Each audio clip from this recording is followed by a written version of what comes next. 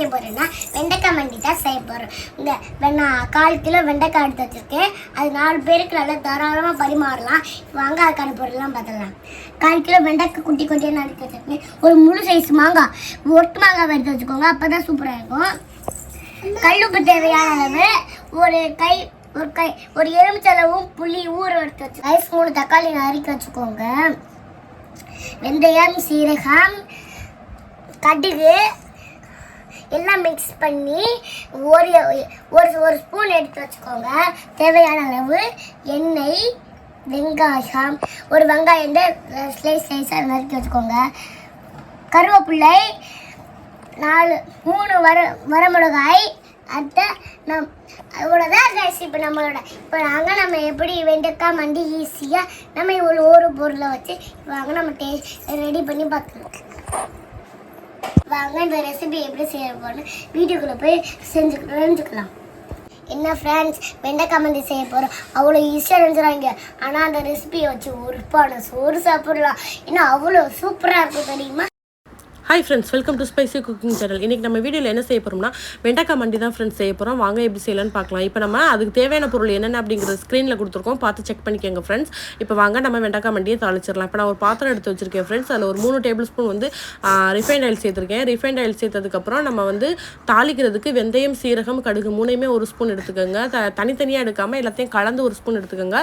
அது உள்ளே சேர்த்து நல்லா வெடிச்சதுக்கப்புறம் கொஞ்சமாக கருவேப்பிலை சேர்த்துட்டு ஒரு 3 வரமிளகாயை சேர்த்துட்டு அது நல்லா கலர் சேஞ்ச் ஆனோம்னா ஒரு பெரிய வெங்காயத்தை நல்லா ஸ்லைஸ் பண்ணி நான் நறுக்கி வச்சிருக்கேன் ஃப்ரெண்ட்ஸ். அந்த வெங்காயத்தை உள்ள சேர்த்து நல்லாவே வதக்கி விடுங்க.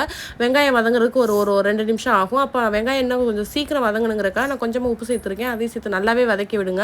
நல்லா வதக்கி விட்டதுக்கப்புறம் இப்போ நான் ஒரு 3 தக்காளியை நல்லா ஸ்லைஸ் பண்ணி உள்ளே சேர்த்துருக்கேன். அது நல்லா கொள்ளைய வேகணும். இப்போ கொஞ்சம் நேரம் தட்டு போட்டு மூடிடலாம். ஒரு 3 நிமிஷம் கழிச்சு நம்ம திரும்ப திறந்து விட்டுட்டு திரும்ப நல்லாவே கிளறி விடுங்க. நல்லா கிளறி விட்டதுக்கப்புறம் இப்போ நம்ம வந்து ஒரு 1/4 கிலோ வெண்டைக்காய் எடுத்துருக்கோம் ஃப்ரெண்ட்ஸ். அந்த வெண்டைக்காயை நம்ம குட்டி குட்டியாக நறுக்கி உள்ளே சேர்த்துருக்கோம். உள்ளே சேர்த்து அதுவும் நல்லா வதங்கணும். ஒரு 3/4 பதம் வெந்ததுக்கப்புறம் தான் நம்ம புளிக்கரைசலை ஊற்றலாம். பாருங்கள், நல்லாவே நமக்கு வதங்கி வந்துருச்சு. இப்போ நம்ம இந்த டைமில் இப்போ ஒரு எலுமிச்சை சைஸ் புளி இருக்கு இல்லையா, அதை நல்லா திக்காக கரைச்சி உள்ளே சேர்த்துட்டோம் ஃப்ரெண்ட்ஸ். இப்போ அதை உள்ளே சேர்த்ததுக்கப்புறம் நம்ம வந்து ஒரு முழு மாங்காய் எடுத்து வச்சுருக்கோம். அந்த முழு மாங்காயை சேர்த்து அடுப்பு லோ ஃப்ளேமில் வச்சு நல்லா வந்து வேக விடுங்க. வெண்டைக்காவே நல்லா வெந்து வரணும். ஏன்னா அது வளவளப்பு தன்மை இருக்கிறனால நல்லா வெந்தால் தான் உங்களுக்கு நல்லாயிருக்கும். இப்போ மாங்காயும் பாருங்கள் நல்லாவே ஓரளவுக்கு நல்லாவே வந்து கொதிக்க ஆரம்பிச்சிருச்சு. இப்போ நம்ம கரெக்டாக ஒரு 5 நிமிஷம் கழிச்சு திறந்து பார்த்தோம்னா நமக்கு வந்து வெண்டைக்காய் மண்டி ரெடி ஆயிடும் ஃப்ரெண்ட்ஸ். இப்போ நம்ம பாருங்கள், இப்போ நம்ம வெண்டைக்காய் மண்டியை ஓப்பன் பண்ணி பார்த்துடலாம். கரெக்டாக ஒரு 5 நிமிஷம் கழிச்சு பாருங்கள் நல்லாவே குக் ஆயிடுச்சு. மாங்காவெல்லாம் பாருங்கள் எந்த அளவுக்கு நல்லா சூப்பராக வெந்திருக்கு அப்படின்னு. வெண்டைக்காவும் பாருங்கள் வளவளப்பு தன்மையெல்லாம் சுத்தமாகவே போயிடுச்சு. இப்போ வந்து இது வந்து சூப்பராக இருக்கும். இப்போ நம்ம இறக்க போகிறதுக்கு முன்னாடி ஒரு சின்ன ஸ்பூனில் நாட்டு சர்க்கரை சேர்த்துக்கிறோங்க ஃப்ரெண்ட்ஸ். நாட்டு சர்க்கரை சேர்த்து வெண்டைக்காய் மண்டியை சாப்பிட்டு பாருங்கள், டேஸ்ட்டு சூப்பராக இருக்கும். ரொம்ப வித்தியாசமாக காரமாக, இனிப்பாக, புளிப்பாக எல்லா டேஸ்ட்டுமே இதில் இருக்கும். சாப்பிட்றதுக்கு அவ்வளோ அருமையாக இருக்கும். இறக்க போகிறதுக்கு ஒரு 5 நிமிஷத்துக்கு முன்னாடி தான் நம்ம இதை போடணும்.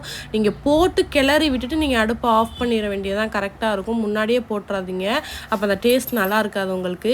இப்போ பாருங்கள் நமக்கு வந்து அழகாக சூப்பராக தயாராகிருச்சு வெண்டைக்காய் மண்டி. இன்றைக்கி எங்கள் வீட்டில் சாம்பார் தான் ஃப்ரெண்ட்ஸ். அதுக்கு சைடிஷாக தான் நாங்கள் வெண்டைக்காய் மண்டி வச்சுருக்கோம். இப்போ அதோட காம்பினேஷன் ரொம்ப சூப்பராக இருக்கும். இந்த மாதிரி வெண்டைக்காய் மண்டி கிராமத்து சைட்லலாம் வந்து செய்வாங்க, அடிக்கடி செய்வாங்க. இப்போ பாருங்கள் வந்து நம்ம வந்து வெண்டைக்காய் மண்டி தயாராகிடுச்சு. இப்போ நம்ம பரிமாறிடலாம் ஃப்ரெண்ட்ஸ். ஒயிட் ரைஸ் தான் நான் வச்சுருக்கேன். என் பையனுக்கு வந்து டைரெக்டாகவே வந்து அந்த வெண்டைக்காய் மண்டியை ஊற்றி சாப்பிட்றதுக்கு ரொம்ப பிடிக்கும். சில பேர் அப்படி தான் சாப்பிடுவாங்க. குழம்பு காய்கறி இல்லாத டைமிங்கில் இந்த மாதிரி தான் வந்து புளிமண்டி வச்சு சாப்பிடுவாங்க. சூப்பராக இருக்கும். நீங்களும் ட்ரை பண்ணி பாருங்கள். என் சேனலை சப்போர்ட் பண்ணுங்கள், சப்ஸ்கிரைப் பண்ணுங்கள், லைக் பண்ணுங்கள் ஃப்ரெண்ட்ஸ். ஓகே ஃப்ரெண்ட்ஸ், இப்போ இதை என்னுடைய பையன்கிட்ட கொடுத்து நம்ம டேஸ்ட் பண்ணி பார்த்துடலாம் ஃப்ரெண்ட்ஸ். ரொம்பவே சூப்பராக இருக்கும். எல்லோரும் மறக்காமல் இந்த ரெசிபியை ட்ரை பண்ணி பாருங்கள் ஃப்ரெண்ட்ஸ். ஓகே ஃப்ரெண்ட்ஸ், பாய்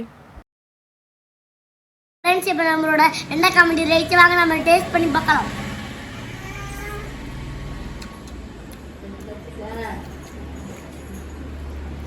ஆகா, ஓகோ, பெஸ்ட் சூப்பராக இருக்குது